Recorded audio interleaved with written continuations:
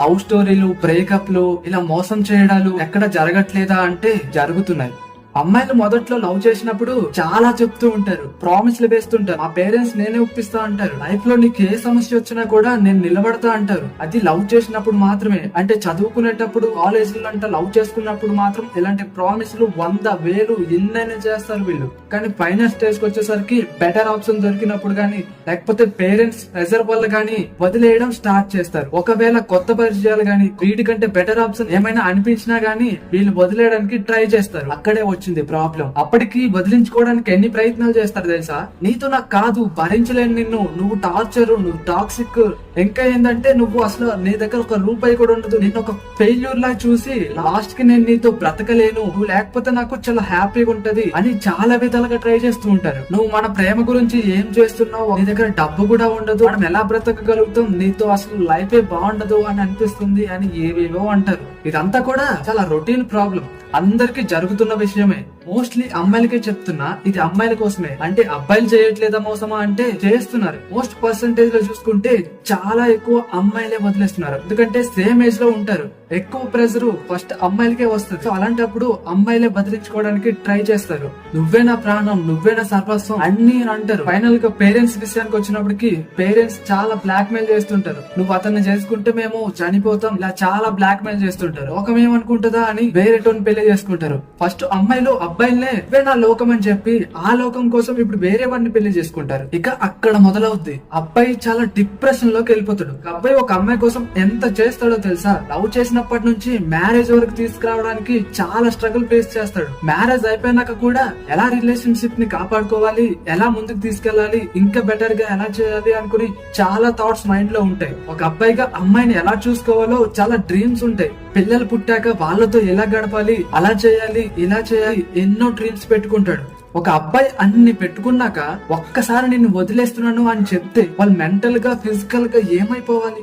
Last కి ఈ అమ్మాయిలు వాళ్ళు లవ్ చేసినప్పటి నుంచి ఇప్పటి వరకు కూడా చేసే మంచినంతా వదిలేసి ఏవైతే చిన్న చిన్న తప్పులు ఉంటాయో అవే దృష్టిలో పెట్టుకుని, అవే మెయిన్ హెడ్డింగ్ లో పెట్టుకుని వాటిని చూపించి వదిలేయడానికి ప్రయత్నిస్తారు. ఇక్కడ నేను ఓన్లీ అమ్మాయిలే అనట్లేదు, అబ్బాయిలు కూడా మోసం చేసే వాళ్ళు ఉన్నారు. కాకపోతే ఇది అమ్మాయిలకే. ఎందుకంటే అమ్మాయిలకి ముందు నుంచి కూడా తెలుసు పేరెంట్స్ ఒప్పుకోరు, పేరెంట్స్ దీన్ని యాక్సెప్ట్ చెయ్యరు, పేరెంట్స్ తో ఫైట్ చేసి రిలేషన్షిప్ ని ముందుకు తీసుకెళ్లే కెపాసిటీ గానీ ఏమి గానీ ఉండవని వీళ్ళకి తెలుసు. ఇంట్లో కూడా ఒప్పించలేరు. ఇవన్నీ కూడా అమ్మాయిలకి ఆల్రెడీ తెలుసు. బట్ అయినా సరే ఎందుకు లవ్ చేస్తారు?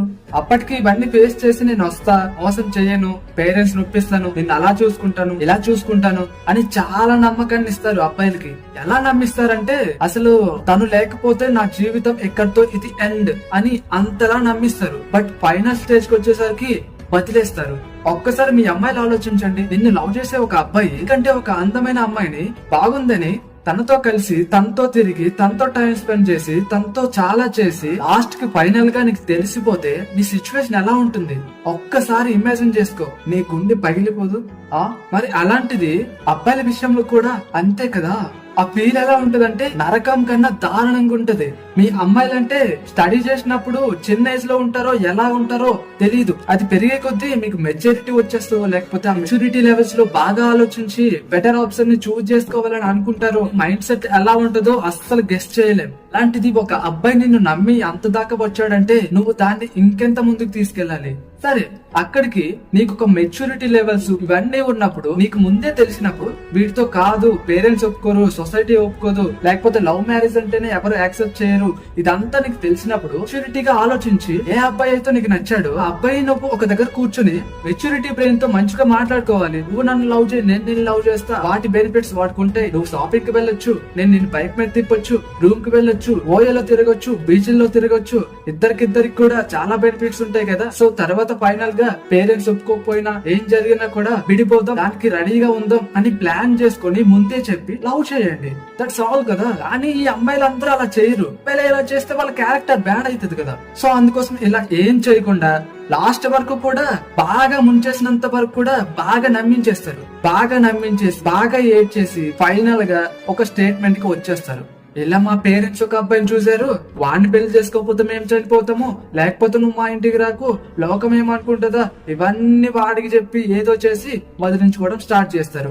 ఒకవేళ నువ్వు సిన్సియర్ గా లవ్ చేసావు, అబ్బాయి కూడా నేను సిన్సియర్ గా లవ్ చేశాడు, బట్ విడిపోవడానికి ఇష్టం లేదు. కాకపోతే పేరెంట్స్ చూసే వాళ్ళని పెళ్లి చేసుకుని వెళ్ళిపోతారు. అక్కడ ఆ గిల్ట్ నరకం ఎలా ఉంటుందో తెలుసా? ఒకరిని నేను మోసం చేశాను, అది నన్ను మోసం చేసింది, లేకపోతే నేను వాళ్ళని మోసం చేశాను, అలా గిల్ట్ ఫీల్ అయ్యి నరకం అనుభవించే కంటే అయితే దాబని ఉంటే ఉంటాం లేకపోతే విడిపోతాం అని ముందే అనుకుని లవ్ చేస్తే చాలా బెటర్. ఇక్కడ అబ్బాయిలు ఒక అమ్మాయి నిన్ను వదిలేస్తుంది అని తెలిసినప్పుడు చాలా కంగారు పడిపోతాం. ఎలా అంటే ప్రపోజ్ చేసినప్పుడు వాళ్ళు యాక్సెప్ట్ చేస్తే చాలు అదొక వరంలా ఫీల్ అయిపోతుంటారు, కానీ అది బ్రేకప్ అయ్యాక అదొక పెద్ద శాపంలా ఫీల్ అవుతుంటారు. అంత అవసరం లేదు. జస్ట్ వాళ్ళని మైండ్ లో నుంచి, హార్ట్ లో నుంచి, ఫోన్ లో నుంచి, ప్రతి దాంట్లో కూడా డిలీట్ చేయండి. డిలీట్ చేస్తే సరిపోతుంది. ఏంటి బ్రో అంత ఈజీగా చెప్తున్నావు, అది అంత ఈజీ ఏం కాదు అని అంటారా? ఒక్కసారి ఇమాజిన్ చేయండి. పాసిబుల్ ఎందుకు కాదు మీకు తెలుస్తుంది. నేను లవ్ చేయడానికి ఆ అమ్మాయి ఒక్కరే పుట్టలేదు, మీ పేరెంట్స్, నీ ఫ్రెండ్స్, నీ రిలేటివ్స్ ఇలా చాలా మంది కూడా నీ కోసం పుట్టారు. నువ్వు వాళ్ళ కోసం కూడా ఆలోచించు, వాళ్ళతో హ్యాపీగా ఉండడానికి ట్రై చేయి. అది మానేసి అమ్మాయితో తిరిగిన ఫొటోస్, వీడియోస్ ఇవన్నీ చూస్తూ మెమోరీస్ ని గుర్తు చేసుకుంటూ మనల్ని మనమే చంపుకుంటూ మన సిచ్యువేషన్ ని మనమే ఎక్కడికో తీసుకెళ్లిపోతాం. అది ఎక్కడ దాకా అంటే మెంటల్ స్ట్రెస్ నుంచి పైకి వెళ్ళిపోయేదాకా ఆలోచించేస్తాం. వన్స్ ఆలోచించు, 2025 లోకి వచ్చేసావు. ఇప్పటికి కూడా నువ్వు నమ్ముతున్నావా ఒకరు మన కోసమే పుట్టారు, ఒకరు మనతోనే ఉంటారు, ఒకరు మనతోనే ఏదైనా చేస్తారు అంటే? టైం వచ్చినప్పుడు వాళ్ళకి నచ్చింది చెయ్యాలనిపించినప్పుడు వాళ్ళు ఏదైనా చేసి నిన్ను వదిలేస్తారు. అది ఎలాంటి సిచ్యువేషన్ అయినా నిన్ను వదిలేయడం గ్యారంటీ. సో నువ్వు ఆ డిప్రెషన్ నుంచి బయటపడి నీ మీద నువ్వు కాన్సన్ట్రేట్ చేయి. అదే ఎలా అంటే మన ఫ్యూచర్ కోసం, మన గ్రోత్ కోసం ఎలా కష్టపడాలి, ఖాళీగా ఉండకుండా ఏదో ఒక పనిలో బిజీ అయిపోతే ఆ థాట్స్ ఏవి కూడా మైండ్ లోకి రావు.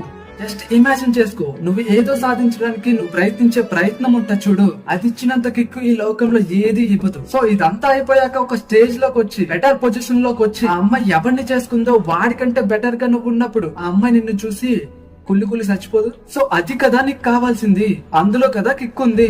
సో ఏదేమైనా లవ్ చేసుకున్నప్పుడు ఎలా ఉంటారు, లవ్ ఎండింగ్ లో బ్రేకప్ అయినా సక్సెస్ అయినా ఒకేలా ఉండడానికి ట్రై చేయండి. ఏదొచ్చినా కూడా చెప్పండి, నీకు నాకు సెట్ అవ్వదు, విడిపోదాం, లేకపోతే ఏదో ఒకటి చేయండి. ఫైనలీ నేనేం చెప్తానంటే లైఫ్ లో ఏది కూడా పర్మనెంట్ కాదు. ఈ ఒక్కటి నువ్వు తెలుసుకున్న రోజు యు ఆల్వేస్ బి హ్యాపీ.